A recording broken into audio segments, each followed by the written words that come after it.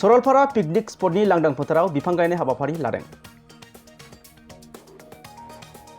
आबहावा संरैखा गोग्गो खालामनाय आरो मिथिंगाखौ सोमखोर खालामनो थाखाय Kokrajhar forest department, evergreen charitable trust आरो रानीगुलिनि 6BN SSP नि बानजायनायाव दिनै कक्राझार जिल्लानि सिङाव थानाय आरो भुटान एन्डु साखाथियाव थानाय सरलपारा पिकनिक स्पटनि लांदां फोथाराव बिफां फुलि गायदों। हाबाफारियाव कक्राझार जिल्लानि forest department DFO Pradeep Kumar बयान, एभारग्रीन चैरिटेबल ट्रास्टनि मासिगिरि राजीव नार्जारी, 6BN SSP नि सोद्रोमा आरो गुबुन गुबुन बिबानाव थानाय सोद्रोमाफोरा बाहागो लादों। हाबाफारियाव बाहागो लानानै बिथांमोना खौरांनि सिगाङाव मा फोरमायखो नोंथांमोनहा खोनासंदो। मैं आमार एभारग्रीन चैरिटेबल ट्रास्टर चेयरमैन हुई आपनालोকক अशेष धन्यवाद जासिछु। लगते আজি आमार मनसुन सेशन एतिया चलि आछे, जेतु गस गसनि रुवार समय। এই সময়ত आमार हल्टुगाव डिविजनर DFO साहब आरो लगते आमार 6 बेटेलियन SSB आरो आमार एभारग्रीन चैरिटेबल ट्रास्ट সকলো বন কর্মীসকল উপস্থিত হৈ আজি এই সৰলপাৰা পিকনিক স্পটত আমি এটা ভাল অতি প্ৰাকৃতিক সৌন্দৰ্য ক্ষেত্ৰত আমি এই ঠাইত এটা ভাল পদক্ষেপ লৈছোঁ। গছ গছনি ৰুই পেলাই যাতে আমি প্ৰাকৃতিক সৌন্দৰ্য ভাল ৰাখিব পাৰোঁ, এই উদ্দেশ্য লৈ আজি আমি ইয়াত একগোট হৈ প্লান্টেশ্যন মাছ প্লান্টেশ্যনৰ প্ৰগ্ৰাম লৈছে। আমি অনুৰোধ কৰিব বিচাৰিছোঁ যে সকলোৱে এনেকুৱা প্লান্টেশ্যন কৰি পেলাই জীৱন ৰক্ষা যেটো অক্সিজেন এনভাইৰনমেন্ট বচাই ৰখাৰ সকলোৰ দায়বদ্ধ। সেইকাৰণে আমি অনুৰোধ কৰিছোঁ স্কুল কলেজ বা ক্লাব বা কোনোবা এটা ৰেষ্ট হাউচ বা কোনোবা সংস্থা সকলোৱে যাতে গছ ৰোপণ কৰি নিজৰ জীৱন ৰক্ষাৰ কাৰণে সকলোৱে গছ ৰুব বুলি মই আশা ৰাখিছোঁ। আৰু লগতে গছ থাকিলেহে মানুহ জীয়াই থাকিব, প্ৰাণ জীয়াই থাকিব আৰু লগতে জীৱ জন্তু জীয়াই থাকিব। আৰু আমাৰ যেটো প্ৰাকৃতিক সৌন্দৰ্য এতিয়া লাহে লাহে ইকোলজিকেল বেলেন্স ডাউন হৈ গৈ আছে আৰু লগতে গ্লোবেল ওয়াৰ্মিং হৈ আছে।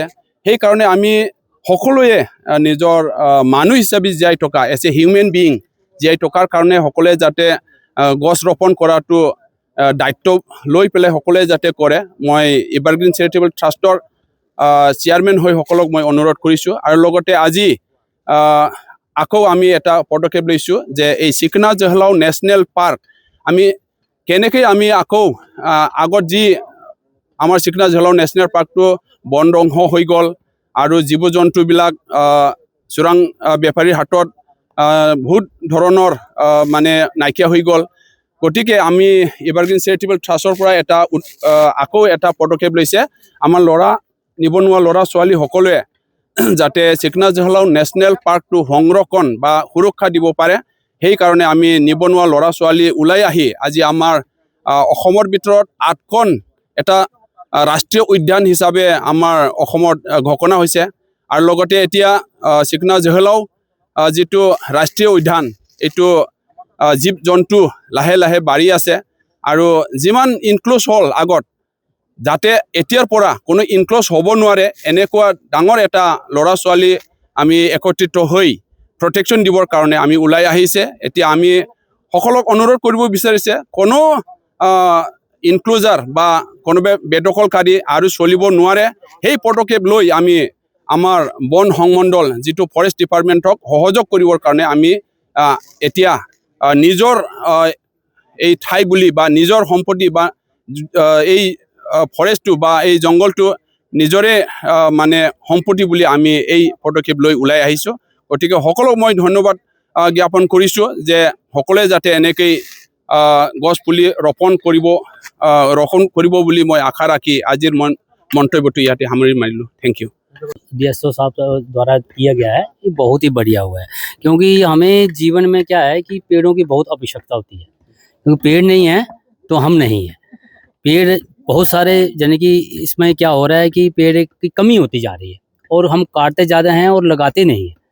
और मनुष्य को हमेशा क्या है कि अपने जीवन में कम से कम भी 100 पेड़ तो एक जादगिर के लिए लगाना चाहिए। उसी से क्या है आपको हवा मिलेगी, ठंडी यानी कि बैठने के लिए यानी कि राहत मिलेगी, और अगर पेड़ है तो जीवन है, ठीक है ना। तो मैं DFO साहब का बहुत धन्यवाद करता हूँ जो इन्होंने ऐसा प्रोग्राम रखा है और हम भी इनके साथ जो है काम करते रहे। धन्यवाद। ঠিক আছে ঠিক আছে ইয়াত লিংগবৰ্ধন বৰ্ডাৰ কৰাত এইটো ভাল পদক্ষেপ লোৱা বুলি মই ভাবোঁ, কাৰণ চিকনাজলা নেশ্যনেল পাৰ্কৰ লগতে এইটো বৰ্ডাৰ আমাৰ যিটো ৰায়মনা নেশ্যনেল পাৰ্ক এইটো বৰ্ডাৰ হয়। যিহেতুকে আমি ইয়াত দেখা পাইছোঁ যে সৰলপাৰা এতিয়া যিটো পদক্ষেপ লোৱা হৈছে গছ গছনি ৰোৱা, ইয়াত গছ গছনি নাই বুলিয়ে ক'ব পাৰি ইয়াত। যিহেতুকে এইটো এটা পিকনিক স্পটো, যিহেতুকে মানুহৰ এইটো খুবেই দৰকাৰ। আৰু এতিয়া এটা কথা আপোনালোকে মন কৰিছেনে নাই, যিটো আমাৰ ৱাটাৰ লেভেলটো একদম তললৈকে গুচি গৈছে। যেনেকৈ এতিয়া আপোনাৰ মানাসতো পানীটো পাবলৈ নাই, মানাসত নাই, একচেপ্ট বাচি আছে কাজিৰঙাত, বাকী মানাসতো পানীটো লেভেলটো তললৈকে গৈছে। যোৱাৰ প্ৰধান কাৰণটো হ'ল আমাৰ গছ গছনি নোহোৱা হৈছে। গছ গছনি নোহোৱাৰ কাৰণে লেভেলটো কমি গৈছে। আৰু দ্বিতীয়তে আপোনালোকে বাক্সা তামোলপুৰত জানে যে হাতী মানুহৰ সংঘাত সঘনাই হৈ আছে। কিয় হৈ আছে? খাদ্যৰ অভাৱ, গছ গছনি নাই, যাৰ ফলত পানী নাই। পানী নোহোৱাৰ কাৰণে হাতীবিলাকো মানে বনাঞ্চলৰ পৰা জনাঞ্চললৈকে আহি পেলাই কি হয়, মানুহৰ ঘৰত সোমাই মানুহ মাৰে খাদ্যৰ সন্ধানত।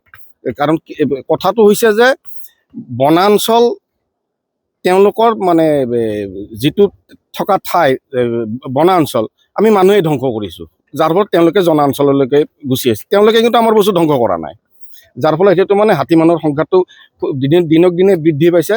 বিটিডি এৰিয়াত সেইফালে মানে মচলপুৰ হওক, এইফালে যিখিনি হওক। আৰু এইটো ভাল পদক্ষেপ লৈছে। আৰু এতিয়া যিটো মনচুন ছিজন, সেইকাৰণে মই প্ৰত্যেককে আহ্বান জনাম, কোনোবা মানে স্কুল কলেজ যি আছে মানে NGO আছে, সকলোৱে আহক, আহি পেলাই আমাৰ তাত এভেইলেবল গছৰ পুলি আছে, তেওঁলোকে আনক আনি ৰোপণ কৰক। ৰোপণ কৰাৰ লগতে তেওঁলোকে যেন ৰক্ষণাবেক্ষণ দিয়ে।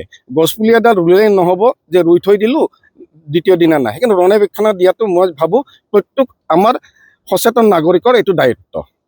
চিকনাজলা নেশ্যনেল পাৰ্ক যেহেতু আপকামিং এটা ভৱিষ্যত ৰিচোৰ্চ হয়, দেখা গৈছে খুব দুখ লগা এটা পৰিৱেশ বৰ্তমান বিৰাজ কৰি আছে চিকনাজলাৰ ক্ষেত্ৰত।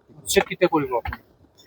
বৰ্তমানলৈকে মই জনাত চিকনাজলা যেতিয়া আছে, আগত যিখিনি আছিল সেইখিনি আছিল, নতুনকৈ কোনো এনক্ৰচমেণ্ট হোৱা নাই বৰ্তমানলৈকে। আৰু উচ্ছেদ কৰাটো সেইটো ওপৰ মহলাই ডিচিশ্যন ল'ব। এতিয়া আমি ইয়াত আজিৰ পৰা কণ্টিনিউ ৰুই থকাই হ'ব, আজিৰ পৰা কণ্টিনিউ চলিব। এইটো ইয়াত চলিব, বেলেগ বেলেগ বহুত ঠাইত তেনেকুৱা আছে, কণ্টিনিউ চলি থাকিব। আমাৰ লাখৰ ওপৰতো হ'ব, এইটোতো মিনিমাম হ'ব।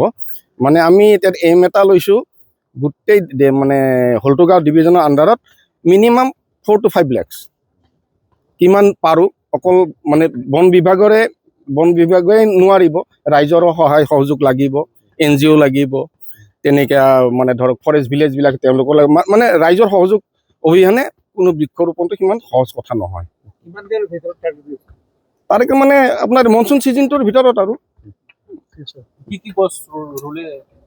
ইয়াত আপোনাৰ আছে মেহগনি আছে, অৰ্জুন আছে, ক্ৰছ আছে, তেনেকৈ কিছুমান আছে আৰু আনিছে তেনেকুৱা।